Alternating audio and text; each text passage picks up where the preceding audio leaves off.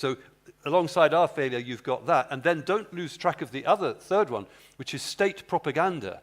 The expression fake news in England is being reduced to mean what Russians do online. And that's not good enough. It's this huge spectrum of the generation of falsehood. And where you're looking at propaganda, the NATO countries are absolutely involved in producing falsehood.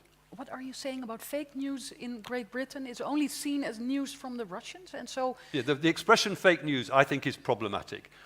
It either isn't clear what it means, or it means Russian state propaganda. Yeah, so it means, they say it means we don't do those things. Yeah, and yes. But, so I personally, I wouldn't use the expression fake news. I talk about information chaos. So the mainstream news organizations, what we've been talking about, the social media, these idiots, but there's millions and millions of them. And then state propaganda, which I would say is more active globally now than ever. And can I tell a quick story?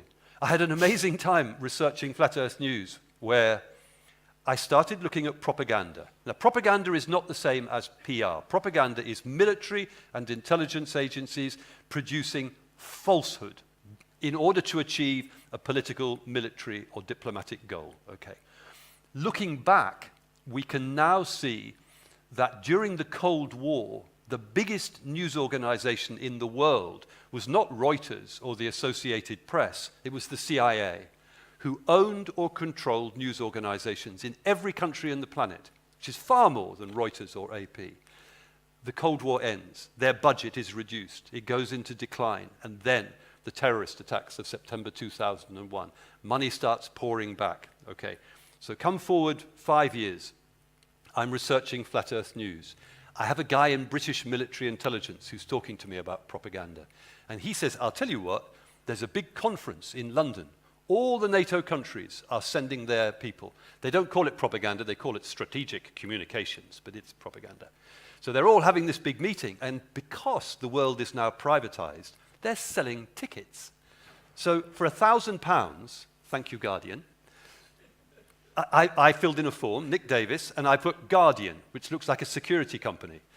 And I gave them £1,000, and then I walk into this conference, and there are all these guys with crew cuts and muscles, and they're all talking strategic communications. And just on a sideline, everybody is saying hello to everybody at the beginning, and after about half an hour, the word got around that this guy wasn't quite right. So everything stopped, and there was a huddle around me, and some people were saying, go. And then my British military intelligence guy was in there as well, and he was being more sympathetic.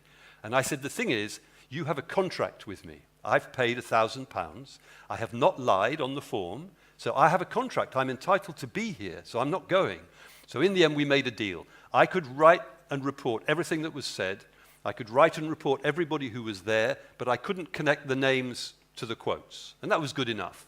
So I stayed, this went on for 2 days, and so in enormous detail, I was able to see the scale on which they had rebuilt the machinery of propaganda, now called strategic communications. As a single point, if you simply look at the US military setup, they have 5, they call them core competencies: Army, Navy, Air Force, Special Forces, strategic communications. It's that big. Right, so that's there as well. They are manufacturing falsehood and pouring it out. Or stories to do with Al-Qaeda or ISIS are riddled with falsehood. And in the book, I found some examples, and you can almost visualize these guys in strategic communications, and they're sitting there in their office, and they're laughing at us. Can we invent a story that is so ridiculous that these guys won't print it? Actually, no, they'll print anything we come up with.